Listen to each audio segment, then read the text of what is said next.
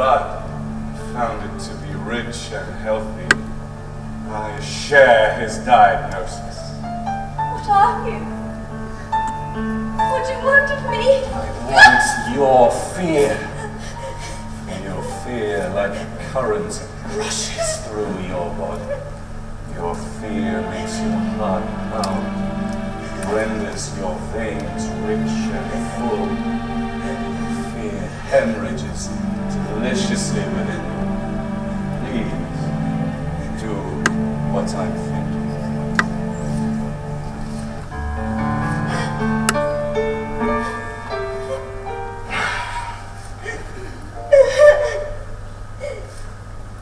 It's only a dream, Lucy. You've been sleepwalking again. Dear Mina shall keep your secrets. When you wake, you shall remember only the cry of a wolf and the crash of the sea.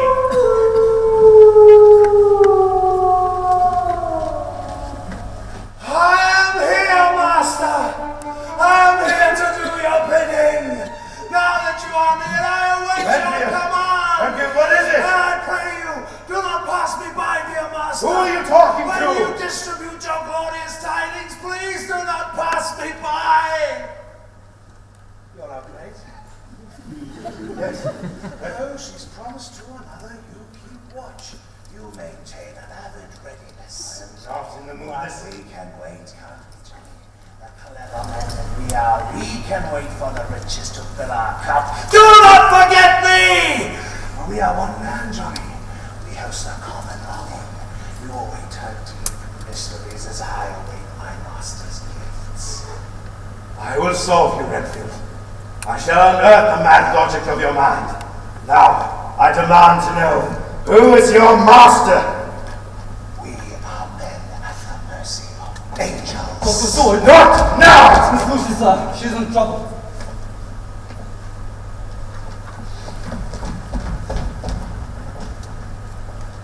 The unexpected always happens.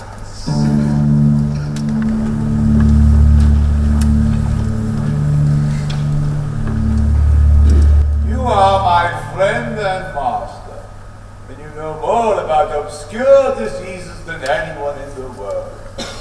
You are a philosopher, a metaphysician, and the most advanced scientist of your day.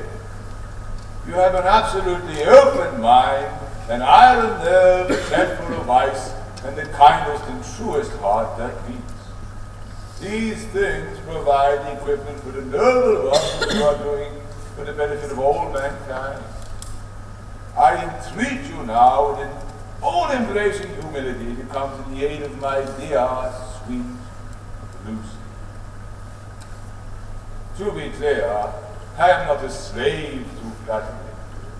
A man's reputation is the most imperfect science of all. I, for one, would like to meet this man whom young Dr. Seward describes.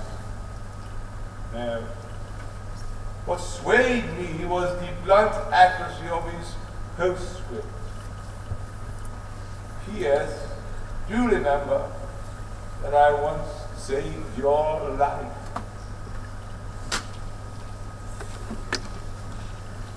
It's as though she's fading away, every day more pale, gasping for air. Miss Lucy, can you hear me? I am Abraham Van Helsing, and I've come here at Dr. Seward's request. I would now like to ask you a question or two. Would that be all right? Good. Now, you've had a fall lately, or a fright of some kind, something out of the ordinary? Only the dreams. Do tell me. I tried not to fall asleep. I tried so hard not to fall asleep. Why? Why, Lucy? But then I must have slept, because the clock struck 12 and woke me. There was a scratching, a flapping at the window. What could that have been? It was merely the wind, the rustling of the trees. And the dream. What do you remember of the dream? A wolf. The cry of a wolf. And the sound of the sea. Anything else? Only that. Lie back and rest now. Who else has access to this room, Doctor? Only myself, the mother, and the maid. I will want to speak with them. Don't ask just yet, but there may be cause. There is always cause for everything. Now, Miss Lucy, I'd like you to drink this. It's just a bit of brandy and sleeping aid. It will help you rest. I don't want to sleep. I'd rather die than ever sleep again. This weakness comes to me in my dreams. And I am unclean. I feel as if there is no air at all. You must wake me from my dreams. Quiet. We shall keep you safe. Now drink this and rest. I will be here, Lucy. I won't leave you.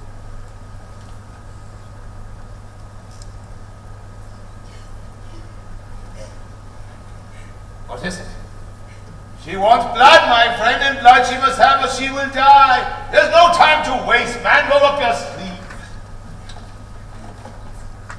Never have I seen such instruments. Ha! The ghastly paraphernalia of our beneficial trade, Doctor.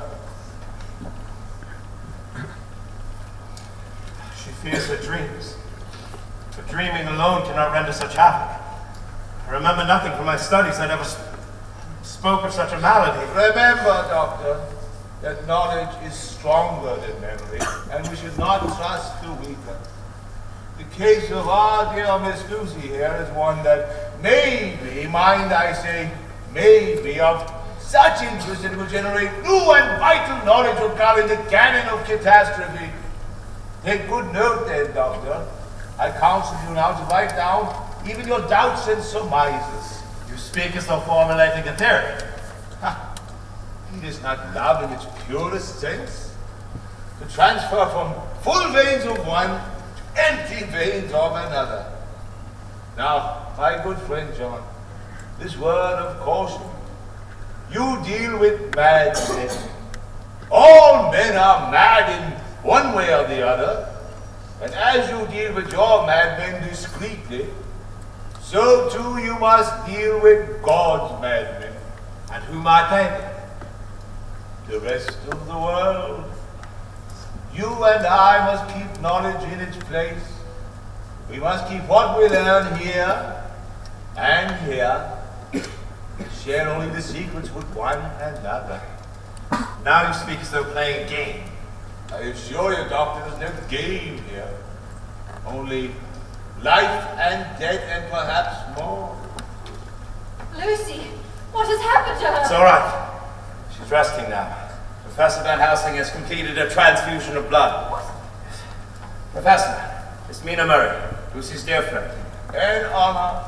We have done all we can at present.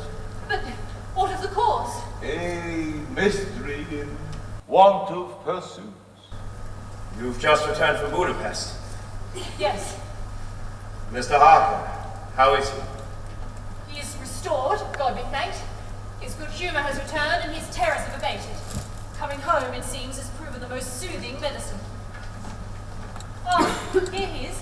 Jonathan, this is Dr. Seward and Professor Van Helsing. They've been looking after... Jonathan, what is it? It is the man himself. Just now, on the street outside, with my own 2 eyes I saw him. My God, it is the man himself. Jonathan, what are you He is talking grown young. The grey hair, the weathered face are gone. Such a change that I thought mine eyes mistaken, but there can be no mistake. It is truly he. Oh, if I had only known. Enough now, you're home and safe. And then I, wretched fate, was his solicitor. Would I have had my knife with me then? Jonathan, no! I have loosed him on England! Another widening circle of death have I brought to this court. I had my chance and I did nothing. My honor! Quick, baby, on the road! Give me more!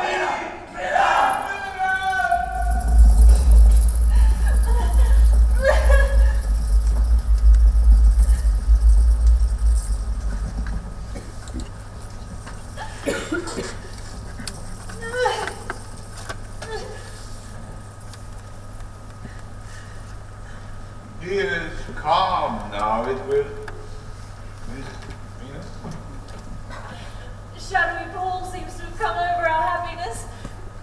Had I but answers, I would relieve your fears, but the web has not yet been fully spun, the shape of our misery not yet been fully revealed. We shall learn it all too late, I fear.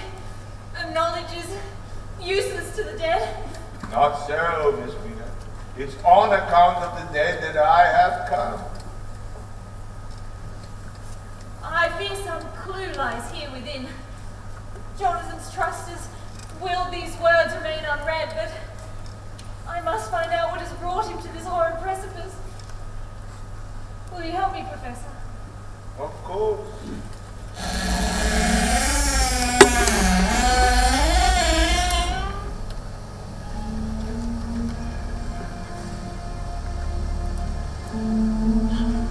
Welcome to my home. Enter freely and go safely, leaving something of the happiness you bring. Count Dracula. I am Dracula, and I bid you welcome, Mr. Harker. Come in, the night air is chill. You must need eat and rest. The trip is arduous, but the destination worthwhile. I have brought the information you requested regarding the properties in London. Furthermore, Mr. Dawkins, my superior. Mr. Harker, Yes? you have traveled far. Let your host see to your pleasure before you see to his business. I do hope you are hungry. I am actually. I pray you sit and sup as you please. You will, I trust, excuse me that I do not join you. But I have dined already, and I do not sup. Please, enjoy. A gift from Attila. The Huns were despicable, but they knew their wine. Oh yes, I see. Passed down then from an ancient recipe. A gift from an ancient adversary. Won't you join me then? Won't you join me then? Pardon? My apologies, Mr. Harker, but I must study you. I must learn your ways. How is it? Delicious. Yeah, You don't partake of... of wine. Yes? Not of wine. If it be not too bold, may I... Bold, yeah. Is that the way of things in your country? Bold. Please, I must know all I can of your city. So you've never been? No, but I have my maps and my charts and my books, many books. And as I read, I imagine, and as I imagine, I hunger. London is a fine city. More to the point, friend, it is a crowded city. How I delight in thinking of the bustling streets, peopled with the mad whirl and rush of humanity. Oh, to be in the midst of that banquet of life. I should, I think, enjoy the country. The open spaces, the riding and hunting, You hunt, do you? when time allows. And pray, what do you hunt? Bear, elk, the occasional deer, Knife or bow? both, actually. I shall like you, Mr. Hart. I too enjoy the occasion. We are fighters, you see, with bravery and conquest in our veins.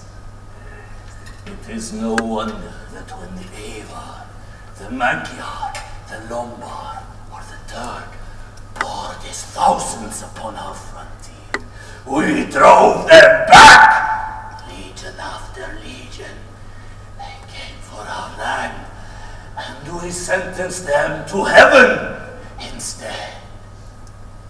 We are a fierce people, Mr. Hart. With the wealth of victories like the Habsburgs and Romanovs, will never know. You speak with the passion of one who was there. Da Vinci, have I known? Charlemagne, bah, how he played. But great men, like galaxies, and as dust. The Carpathians have come to know that the early days, the warlike days, are over, and the blood is too precious a thing to be spilled. But I have spoken too long, and I must retire. I leave you then to your rest. One thing, Mr. Hart, you may go anywhere you wish in the castle, except where the doors are locked, where of course you will not wish to go. We are in Transylvania, Mr. Hart, and Transylvania is not England. Our ways are not your ways, and there shall be to you many strange things. But did you see with my eyes? And no, with my knowledge, you would better understand. Good night then, and good morning. Miss Miller, to read on. I'm afraid I'm mistaken, Professor. There's nothing here to enlighten us. These notes, this shorthand was written for a reason. Now I beg of you, read on. These are travel notes. Business dealings with an aging nobleman, nothing more. Listen to me. Hidden in this book, in the dark creases of books, in the swirl of ink on innocent pages, hidden here are wild and mysterious things. Now if we are to reach into this darkness and give Jonathan a gleam of peace, we must not be deterred. We must from this moment on be relentless. We must know the all of it. Now, page forward, I beg of you, page forward and read on.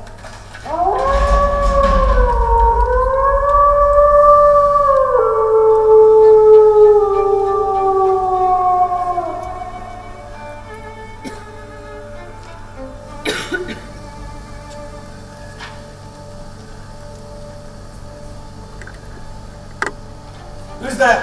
I don't wish to disturb you, only to study you, to learn the curve of your neck. I'll be leaving in the morning. I had not intended to stay a full week. And since our business is nearly complete, I shall... Mr. Harker, Yes? you've cut yourself. So I have. Please allow me. The children of the night, what beautiful music they make. Take care how you cut yourself. It is more dangerous than you think in this country. Where are my papers? Answer me, please! All my papers, they're gone. Everything.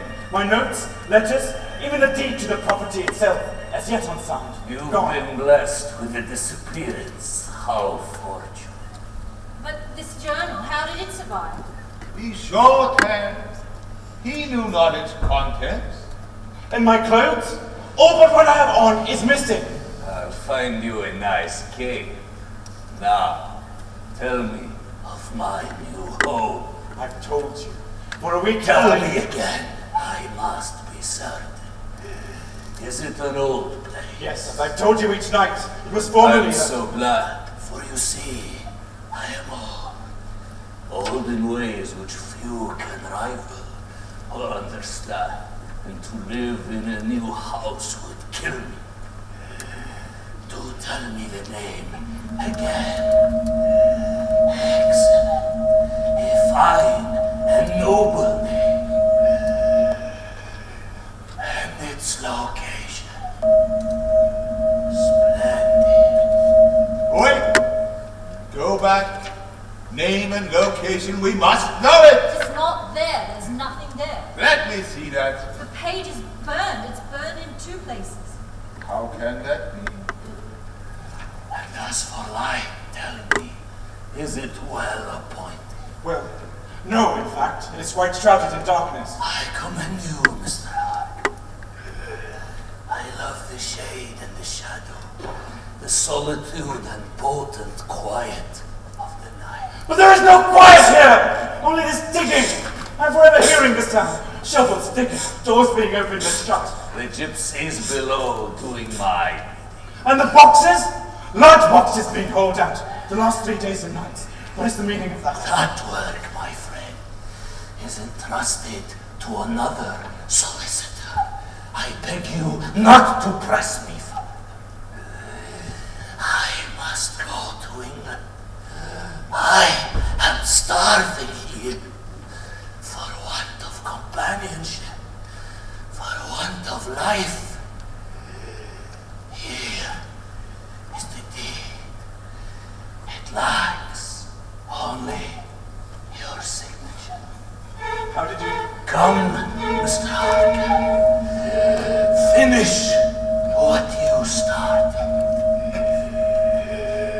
Your good work shall be rewarded tenfold. I want to leave. Very well. I want to leave tonight! I'm afraid that's impossible. Why? My coachman and horses are away. I'll walk. Alone among the wolves. I'll hazard a chance. Now, please, point me to the door. Oh, Mr. Harker, I'll point you to all the doors!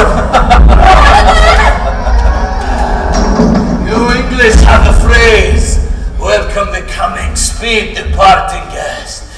You see, I am pleased to speed your parting. I have all I need of you, Mr. Harker. Your work is at an end. Let me go. And I shall take your memory with me to England. Mina, you will.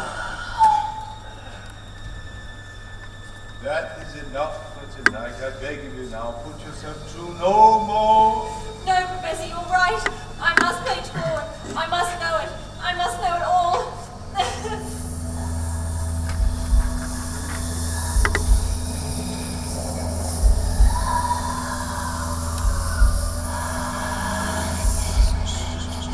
No. What are you? Let me go! How dare you! How dare you touch him!